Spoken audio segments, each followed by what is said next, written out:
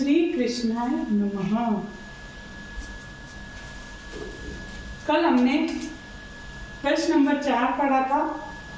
उसमें लिखा हुआ था अधोलिखितानि वाक्यानि घटना क्रमानुसारेण योजयत। इसमें हमें जिस प्रकार घटना घटित हुई थी, स्टोरी कहानी जो हमने पढ़ी वो घटित हुई थी, उसी प्रकार से हमें क्रम अनुसार इसे लिखना था।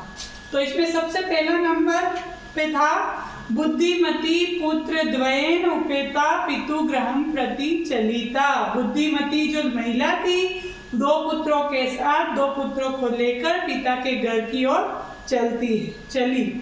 फिर दूसरा था घर वाला, घर से घर वाला है ना। मार्गे सा एकम व्याघ्रम अपश्यत। मार्ग में उसने एक शेर को देखा, एक बाघ को देखा। उसके बाद में तीसरा र व्याघ्रम दृष्ट्वा सा पुत्रौ ताड़यन्ति उवाच अधुना एकमेव व्याघ्रः विभज्य भुज्यताम्। व्याघ्र को देखकर सा पुत्रो, वह अपने पुत्रों को मारती हुई बोली, अधुना एकमेव व्याघ्र विभज्य भुज्यताम्। आज तुम एक ही व्याघ्र को मारकर विभाजित करके भोजन कर लो। फिर चौथा होगा क व्याघ्र व्याघ्र मारी यमिति मत्वा पलायित। व्याघ्र ने सोचा कि यह व्याघ्र मारी है, ऐसा सोचकर वह वहां से भाग गया। फिर है स्मॉल ग, जम्बुका ग से गमले वाला है ना। जम्बुका कृतोत्साह व्याघ्र पुनः काननम आगच्छत। जम्बुक ने मतलब सियार ने उसको उत्साहित किया व्याघ्र को, फिर वह वापस जंगल में आ गया। ये किसने सोचा था? उस व्याघ्रमारी स्त्री ने, बुद्धिमती स्त्री ने सोचा था कि सियार ने जरूर इसको उत्साहित किया है, इसीलिए व्याघ्र वापस जंगल में आ गया है। फिर ख वाला आएगा प्रत्युत्पन्नमतिः सा सृगालम आक्षिपन्ति उवाच। प्रत्युत्पन्न बुद्धि वाली, जो शीघ्र अतिशीघ्र बुद्धि विचार उत्पन्न होने वाली वह स्त्री, उसने सियार की ओर आक्षेप करके कहा। फिर 7वां आएगा त्वं व्याघ्रत्रयम् आनेतुं प्रतिज्ञावय एकमेव आनीतवान्। त्वं यानी तुम पहले तो कितने व्याघ्र लेके आए थे? 3 व्याघ्र लेकर आए थे, प्रतिज्ञा करी थी मुझसे 3 व्याघ्र लाने की, अभी आज एक ही लेकर आए हो। फिर लास्ट होएगा ज से जहाज वाला गलबद्ध शृगालकः व्याघ्र पुनः पलायित। गले में बंधे हुए सियार को लेकर व्याघ्र पुनः भग गया। यह था चौथा प्रश्न।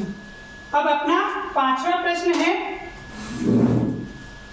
संधि विच्छेदम वा कुरुत। संधि या संधि विच्छेदम वा कुरुत। प्रश्न नंबर 5।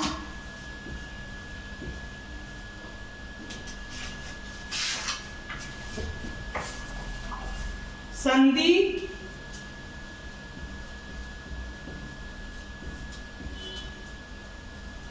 अथवा संधि विच्छेदम।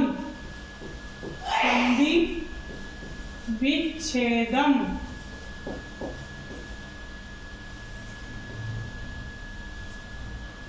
वा कुरुत। वा कुरुत।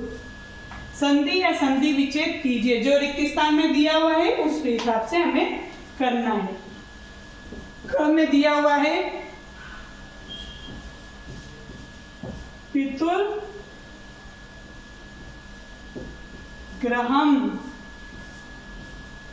तब इसमें रिक्त स्थान दिया हुआ है 2 जगह, तो इसका संधि विच्छेद क्या होगा? पितुर ग्रहम। क्या लिखा हुआ है? पितुर ग्रहम।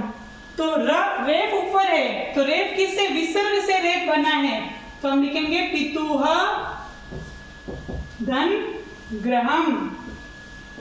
पितुः धन ग्रहम। यहाँ पर रुत्व से, रुत्व विसर्ग सूत्र से, किससे? रुत्व वाले विसर्ग का जो सूत्र है, रुत्व विसर्गयो विसर्गः इति सूत्र से रुद्र विसर्जनीयस्य सविसर्गः। तो इस सूत्र से यहाँ पे विसर्ग आया है। क्या है? विसर्ग। तो इस वजह से पितुः धन ग्रहम आया। क्या हो गया?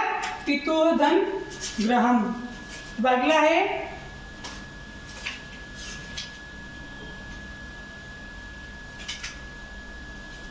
ख है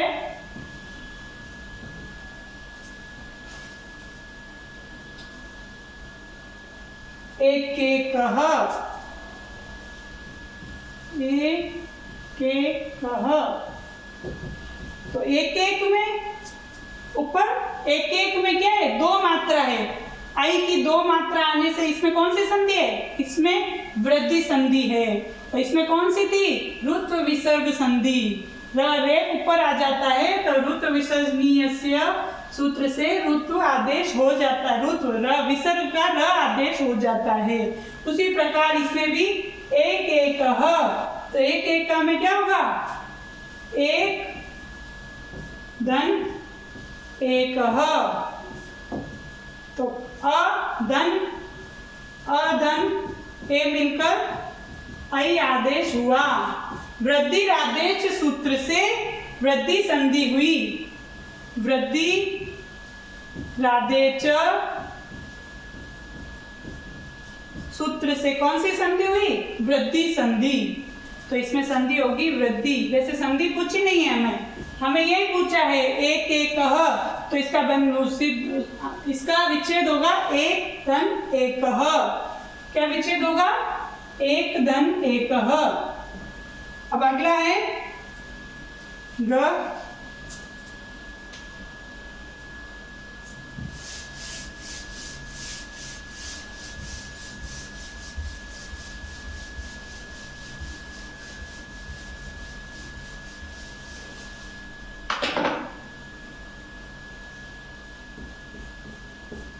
ग में होगा रिक्त स्थान, फिर दिया है अन्य धन अपि। क्या हुआ, अन्य धन अपि। तो अन्य धन अपि, तो विसर्ग पर ओ आदेश हो जाएगा। क्या आदेश होगा, ओ। तो अन्यो अपि, अन्यो अपि। या जब भी विसर्ग के बाद अ आता हो, स्वर आता है, तो जब भी कोई स्वर के बाद अ आता है तो वह अ खंडाकार में बदल जाता है। किस में बदल जाता है, खंडाकार। कोई जब भी कोई यहाँ का शब्द है उसके बाद में अगर स्वर आता है तो स्वर क्या बदल जाता है, खंडाकार में बदल जाता है। इसको अवग्रह कहते हैं। तो ये हो जाएगा अन्यो अपि। फिर ग है,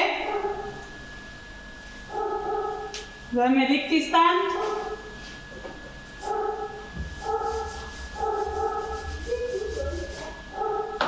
फिर है अति, ग में है इति धन उक्त्वा, इति धन उक्त्वा। ई और अ मिलकर क्या बनता है, ई और अ मिलकर यह बनता है। ई और अ मिलके यह बनता है, तो ई और उ मिलके यू बनेगा। क्या बनेगा, यू। ये कौन सा, यह किसमें बनता है, यह वाला इको यंची सूत्र में। तो यहाँ हो जाएगा इत्युक्त्वा। क्या हो जाएगा, इत्युक्त्वा, इत्युक्त्वा। इसमें यण संधि है, ई और अ मिलके यह बनता है। ये कौन सी संधि हुई, यण संधि। कौन सी हुई, यण संधि। अब अगला है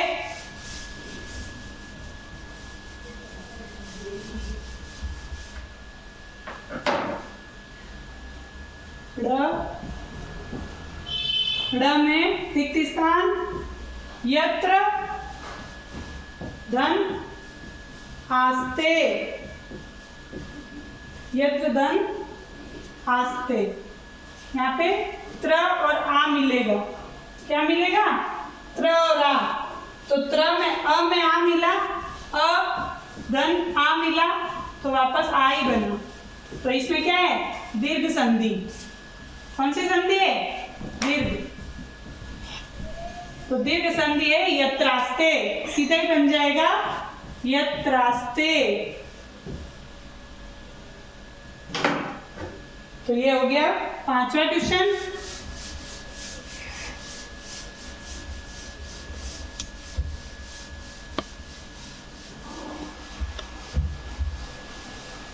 अब है 6वां क्वेश्चन, प्रश्न नंबर 6।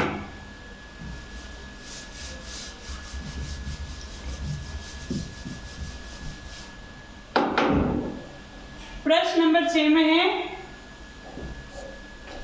अधोलिखितानां पदानां अर्थम कोष्ठकात् चित्वा लिखत। इसमें तो सीधा ये कि अधोलिखित जो शब्द है, पद है, उनके अर्थ कोष्ठक से,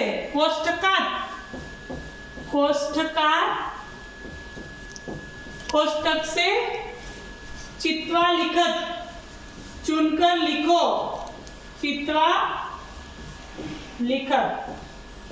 नीचे जो शब्द दिए हुए हैं उन शब्द का अर्थ किसमें से लिखना है? कोष्ठक से। क है ददर्श,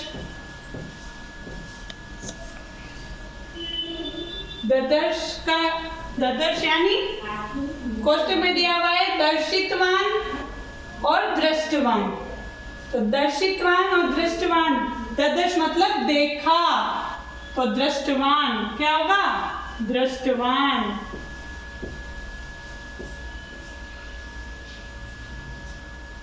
फिर ख में जगाद, जगाद मतलब कहा, कोई भी बात कही, तो जगाद का हो जाएगा अकथयत।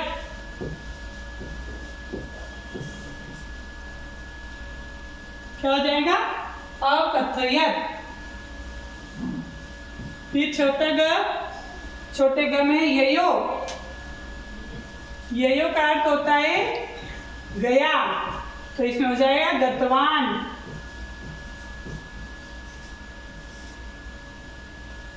फिर वापस ग में अतुम,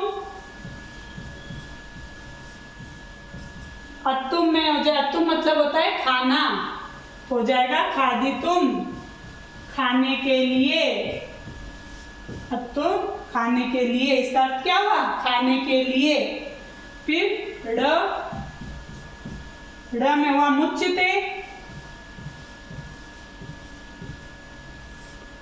मुच्यते का अर्थ क्या होता है?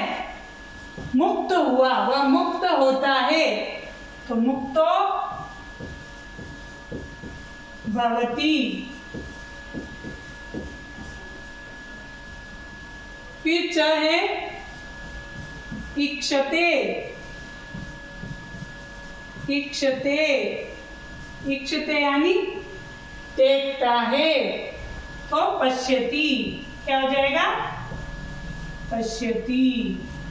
तो इस प्रकार हो गया प्रश्न नंबर 6।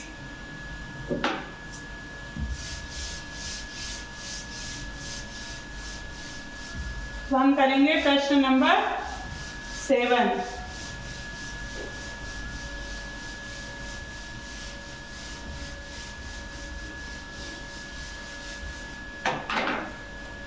प्रश्न नंबर 7 में पाठा चित्वा पर्याय पदम लिखत। क्या लिखना है? पर्याय पदम लिखत।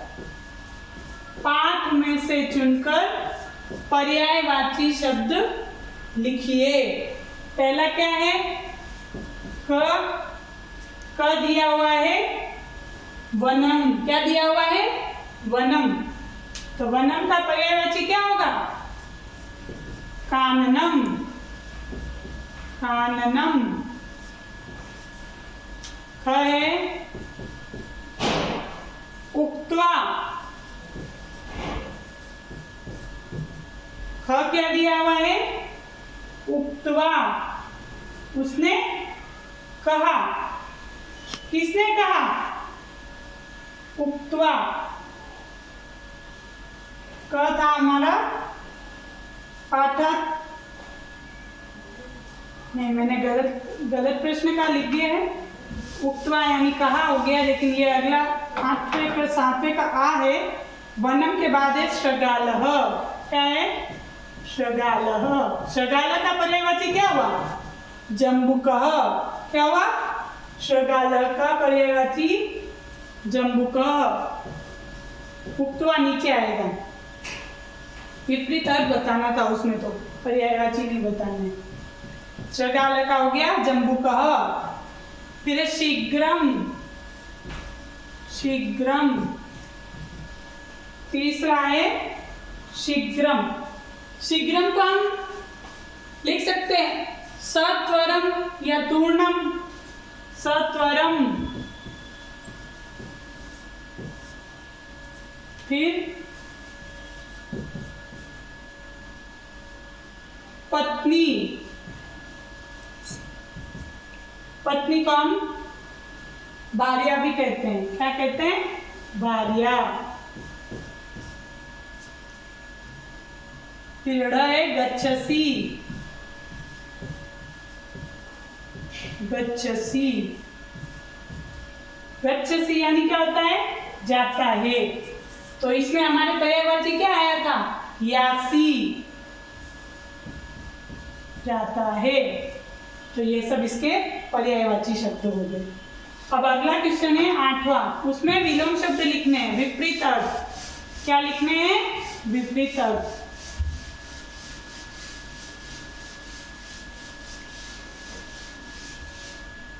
विपरीत अर्थ या विलोम शब्द एक ही बात है ना? तो हम लिखेंगे प्रश्न नंबर 8। विपरीतार्थकम पदम लिखत। विपरीतार्थकम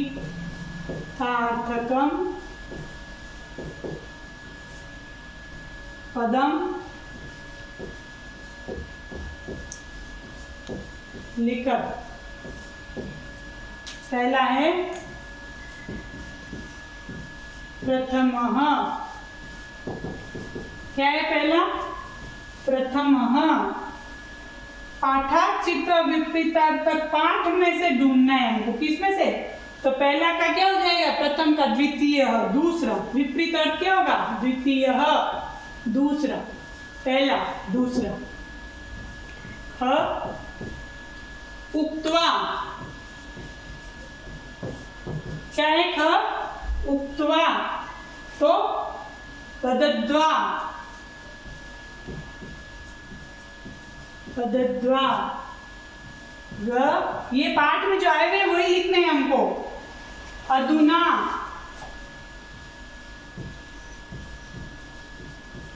अधुना का क्या होगा? अधुना यानी अभी। अधुना मतलब क्या होता है? अभी जो हो रहा है वर्तमान में। तो तदा, तब। फिर है अवेला। क्या है? अवेला। अवेला का हो जाएगा वेला। मतलब शर्त भी, जो हमने शर्त रखी थी वो भी क्या हो गई? व्यर्थ हो गई। शर्त असर्त हो गई। तो ये शर्त है वेला, असर्त अवेला। अबड़ा है बुद्धिहीना। क्या है? बुद्धिहीना। जो बुद्धि से रहित है। तो बुद्धिहीन और बुद्धिमती क्या हो जाएगा? बुद्धिमती, बुद्धि से युक्त। तो ये हमारे प्रश्न 4 से वापस 7 तक पूर्ण हो गए।